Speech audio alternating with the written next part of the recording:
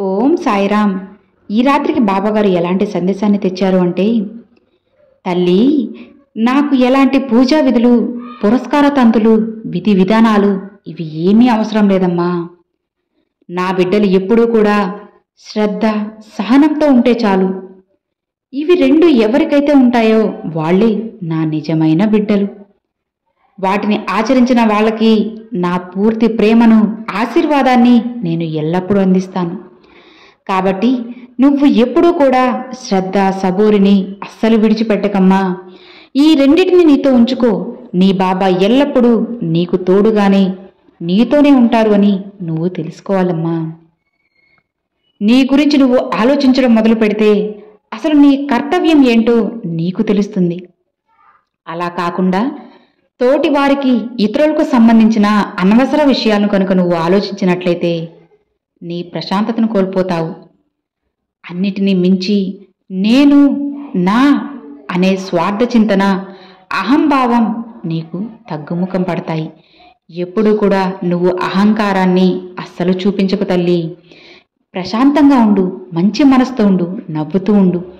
తప్పకుండా ఆ నవ్వుని బాబా నీకు శాశ్వతంగా ఉండేలా చేస్తాను. ఒక్క విషయం గుర్తుంచుకో తల్లి, ఏ కష్టం వచ్చినా సరే నువ్వు నన్ను తలుచుకో. అంతా నేను చూసుకుంటాను, అన్నిటినీ నేను చక్కబెడతానమ్మా. బాధ నీదైతే అది తీర్చే బాధ్యత నాదే కదా అవుతుంది. నువ్వు బాధని మోస్తున్నట్లయితే నిన్ను, నీ బాధని, నీ భారాన్ని మొత్తాన్ని నేను మోస్తున్నాను బిడ్డా. ధర్మానికి హాని కలిగి అధర్మం పెచ్చుమీరినప్పుడు నేను సాధు సంరక్షణ కోసం, దుష్ట శిక్షణ కోసం, ధర్మ పునఃస్థాపన కోసం ప్రతి యుగంలోనూ అవతరిస్తూనే ఉంటాను బిడ్డా.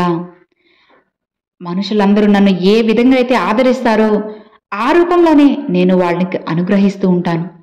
నువ్వు నన్ను నీ తండ్రి స్థానంలో అనుకున్నట్లయితే నేను నీ తండ్రిలానే ఉంటాను.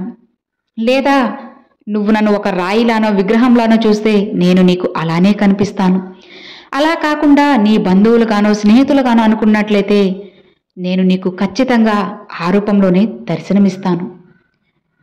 ముందు నిన్ను నువ్వు క్రమశిక్షణలో పెట్టుకోవాలి అంటే నీ బుద్ధిని ఉపయోగించు బిడ్డా. ఎదుటి వారిని క్రమశిక్షణలో పెట్టాలి అంటే నీ హృదయాన్ని నువ్వు ఉపయోగించాలి. అర్థమైంది కదా? అసలు ఈ లోకంలో ఎల్లప్పుడూ ఇచ్చేవాని స్థితిలోనే నువ్వు ఉండాలి. అంటే ఇతరులకు నువ్వు సాయం చేసేలానే ఉండాలి తల్లి. సాయం చెయ్యి, సేవ చెయ్యి, ఏ స్వల్పమైనా ఇవ్వు, కానీ బేరమాడవద్దు. ఇంకొకటి గుర్తుంచుకోమ్మా, ఇతరులకి సాయం చేశాం కదా అని అదే సాయాన్ని తిరిగి మరలా వాళ్ళ నుంచి నువ్వు ఆశించకు తల్లి. నీ బాబాకి ఏదైనా సమర్పించావు అంటే అది మళ్ళీ తిరిగి నువ్వు ఆశిస్తావా? లేదు కదా. అలానే నువ్వు ఇతరులకు సాయం చేసినట్లయితే ఆ వచ్చే ఇతరులలో నీ సాయం పొందేవారిలో నీ బాబా ఉన్నారు అని తెలుసుకో. నీకు నేను తిరిగి మళ్ళీ ఆ సాయాన్ని ఎలా అందిస్తానో అసలు నువ్వు కలలో కూడా ఊహించలేవు. అంత గొప్పగా నువ్వు చేసిన సాయాన్ని తీర్చిదిద్ది నీకు అందించబోతున్నాను. నమ్మకంతో ప్రశాంతంగా ఉండు తల్లి. ఎప్పుడూ కూడా చెడు ఆలోచనలు చేయకు, చెడు మాటలు అస్సలు మాట్లాడుకు, చెడు పనులు జోలికే నువ్వు వెళ్ళకూడదమ్మా. బాబా, మీరేమో నన్ను సాయం చేయమంటున్నారు కదా, మరి నేను నా దగ్గర ఎలాంటి డబ్బు కూడా లేదే, నేను ఎలా సాయం చేయగలను అని అనుకుంటున్నావా? నువ్వు ఎప్పుడూ కూడా నిరుపేదవని అనుకోవద్దు తల్లి. ధనం అనేది నిజమైన శక్తి కాదు, మంచితనమే నిజమైన శక్తి. ధనం ఉంటేనే నువ్వు ధనవంతుడు అయిపోవు. మంచి మనసు ఉండాలి, అప్పుడే నువ్వు కోటీశ్వరుడు అవుతావు. నేను ఇతరులకి సాయం చేయమన్నాను కదా అని నువ్వు దానికోసంగా అప్పు చేసి చేయాల్సిన అవసరం లేదు. సాయం అంటే డబ్బు సాయమే కాదమ్మా, మాట సాయం కూడా సాయం చేసినట్లే కదా. ఎవరైతే బాధల్లో ఉంటారో వాళ్ళకి మనసారా 4 మాటలు చెప్పు, నవ్వుతూ మాట్లాడు, వాళ్ళని నవ్వించు. అది నీ చేతనైనంత సాయం. అలా కాకుండా బాబా సాయం చేయమన్నారు కదా అని నీ దగ్గర డబ్బు లేకపోయినా అప్పు తీసుకుని వచ్చి మరి నువ్వు వాళ్ళకి డబ్బు సాయం చేయనవసరం లేదు. నీకు చేతనైనంత మాట సాయమైనా సరే, డబ్బు సాయమైనా సరే, బట్టలైనా సరే, ఆహారమైనా సరే, ఏదైనా సరే సాయమే కదా. ఇలా ఏ రూపంలో అయినా సరే ఇతరులకి నువ్వు సాయం చేసినట్లయితే ఖచ్చితంగా నువ్వు చేసే సాయం నీకు ఏదో ఒక రూపంలో నిన్ను వెతుక్కుంటూ వస్తుంది. అది నీకు కానీ, నీ కుటుంబంలో ఉన్న నీ పిల్లలకు కానీ మంచిగానే ఉపయోగపడుతుందే తప్ప నువ్వు చేసిన సాయం అనేది ఎప్పటికీ వృధా కాదమ్మా. కొలంలో పడిన పసి బిడ్డను తన చేతిని కాల్చుకొని నేను రక్షించాను. నా బిడ్డల బాధలన్నిటినీ నేను భరిస్తాను. నా బిడ్డలు భక్తులు చెడు కర్మను వాళ్లే అనుభవించి అతని కష్టాన్ని నేను తొలగించి వాళ్ళకి పూర్తి స్వచ్ఛమైన జీవితాన్ని ఇస్తాను, ఆనందకరమైన జీవితాన్ని ఇస్తాను.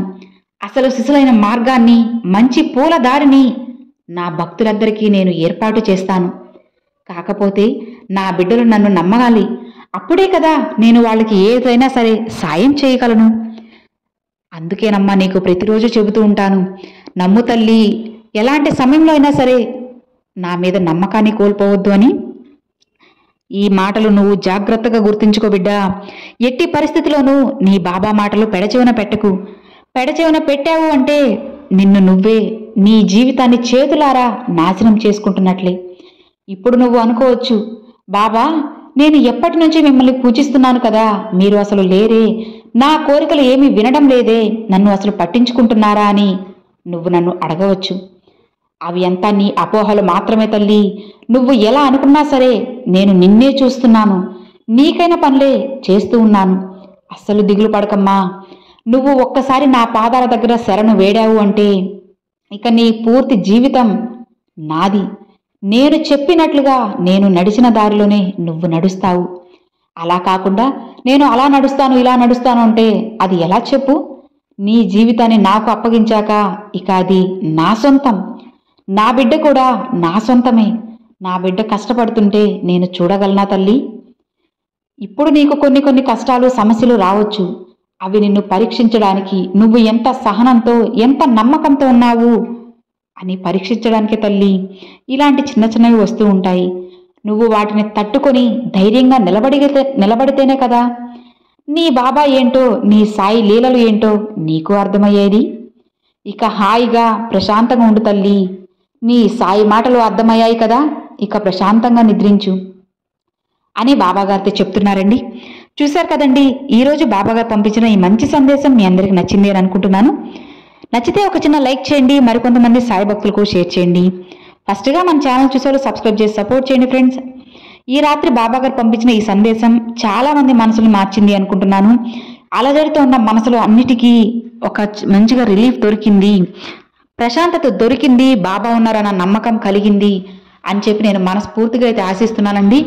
ఈ సాయి మాటలు మీరు విన్నారు అంటే ఇక మీ మనసు ప్రశాంతంగా కుదుట పడుతుంది. ప్రశాంతంగా నిద్రించండి ఫ్రెండ్స్. మరొక మంచి వీడియోతో మీ ముందుకైతే వస్తానండి. Thanks for watching friends. Om Sairam.